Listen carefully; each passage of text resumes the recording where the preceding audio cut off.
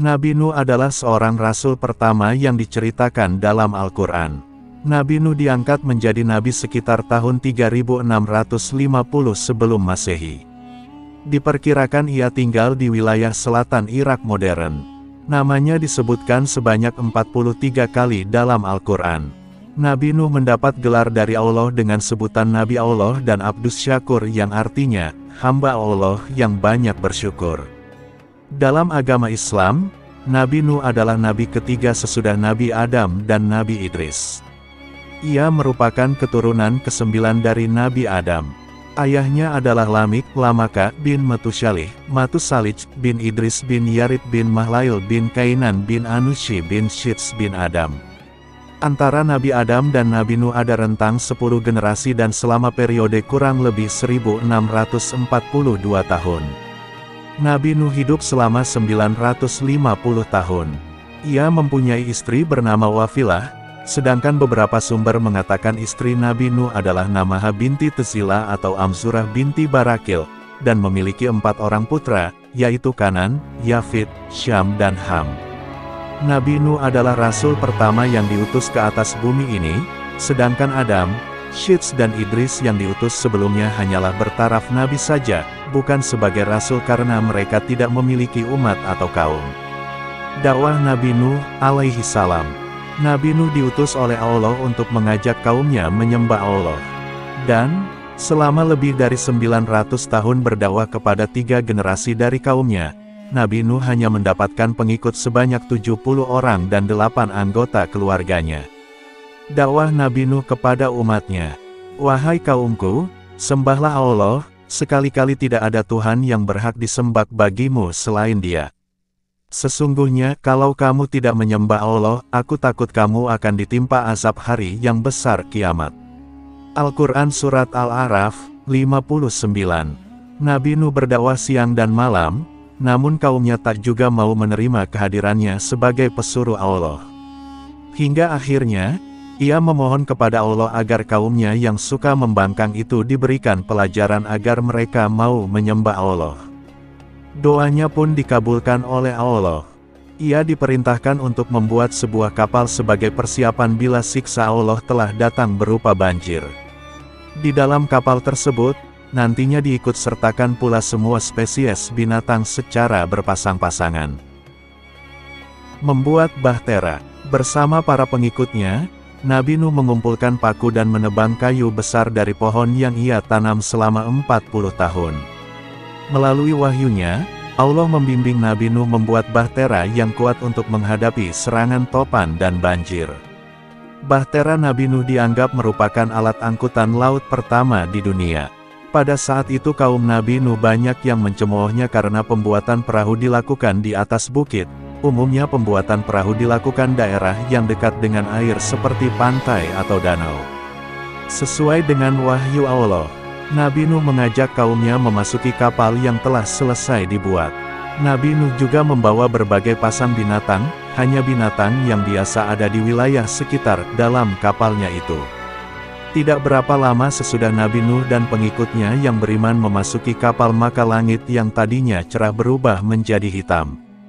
Mendung tampak tebal sekali diiringi angin kencang yang mulai berhembusan. Bersamaan dengan turunnya hujan lebat, air dari dalam bumi memancar pula ke permukaan. Hujan pun turun dengan lebatnya. Belum pernah ada hujan turun selebat itu. Bagaikan dicurahkan dari atas langit. Rumah-rumah mulai terendam air, angin kencang dan badai menambah kepanikan semua orang. Nabi Nuh pun berkata, dengan menyebut nama Allah di waktu berlayar dan berlabuhnya. Sesungguhnya Tuhanku benar-benar Maha Pengampun lagi Maha Penyayang. Al-Quran Surat Hud, 41. Dari kejauhan, Nabi Nuh melihat salah seorang putranya yaitu Kanan sedang berlari-lari menuju puncak gunung. Nabi Nuh memanggil anaknya itu. Wahai anakku, naiklah bersama kami dan janganlah kamu berada bersama orang-orang yang kafir. Al-Quran Surat Hud, 42. Tetapi anaknya menolak ajakannya dan berkata, Aku akan mencari perlindungan ke gunung yang dapat memeliharaku dari banjir besar. Nabi Nuh berkata, Tidak ada yang melindungi pada hari ini dari azab Allah selain Allah yang Maha Penyayang. Gelombang pun menjadi penghalang antara keduanya, maka anak itu termasuk orang-orang yang ditenggelamkan. Al-Quran Surat Hud 43. Kanan dengan sombongnya terus berlari. Ia tak menghiraukan panggilan dari ayahnya sendiri. Ia mengira banjir itu hanya bencana alam biasa yang akan segera reda, maka ia terus berlari mendaki puncak gunung. Pada akhirnya Kanan pun tenggelam ke dalam lautan tanpa sempat bertaubat. Ketika diketahui oleh Nabi Nuh, alaihissalam anaknya termasuk orang-orang yang ditenggelamkan, Nabi Nuh, alaihissalam berkata, "Ya Tuhanku, sesungguhnya anakku termasuk keluargaku, dan sesungguhnya janji Engkau itulah yang benar. Dan Engkau adalah hakim yang seadil-adilnya." Al-Quran Surat Hud 45. Allah Subhanahu wa Ta'ala berfirman, "Wahai Nuh, sesungguhnya dia bukanlah termasuk keluargamu, sesungguhnya perbuatannya tidak baik. Sebab itu janganlah kamu memohon kepadaku sesuatu yang kamu tidak mengetahuinya. Sesungguhnya aku memperingatkan kepadamu agar kamu jangan termasuk orang-orang yang tidak berpengetahuan." Al-Quran Surat Hud 46. Nabi Nuh pun berkata, "Ya Tuhanku, sesungguhnya aku berlindung kepada Engkau dari memohon kepada Engkau sesuatu yang aku tidak mengetahuinya. Dan sekiranya Engkau tidak memberikan ampun kepadaku, serta menaruh belas kasihan kepadaku, niscaya aku akan termasuk orang-orang yang merugi." Al-Quran Surat Hud 47.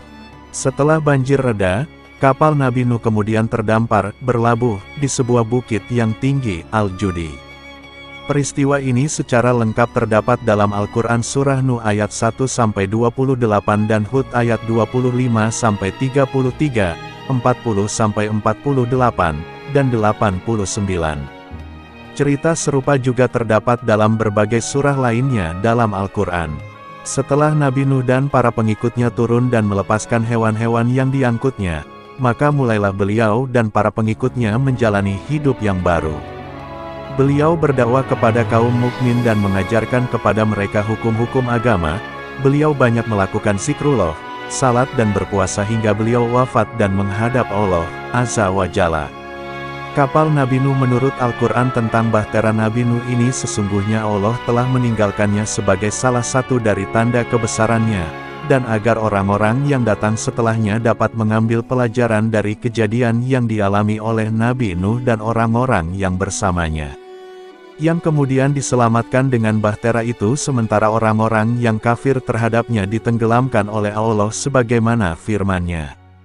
Dan sesungguhnya telah kami jadikan kapal itu sebagai pelajaran, maka adakah orang yang mau mengambil pelajaran? Maka alangkah dahsyatnya azabku dan ancaman-ancamanku. Al-Quran Surat Al-Qamar 15-16. Sedangkan keberadaan bahteranya setelah Allah menyelamatkannya serta orang-orang yang bersamanya juga telah disebutkan di dalam firman-Nya. Dan difirmankan, "Hai bumi telanlah airmu, dan hai langit hujan berhentilah." Dan air pun disurutkan, perintah pun diselesaikan dan bahtera itu pun berlabuh di atas bukit Jud, dan dikatakan, binasalah orang-orang yang zalim. Al-Quran Surat Hud 44. Menurut Al-Quran, bahtera Nabi Nuh telah mendarat di bukit Jud.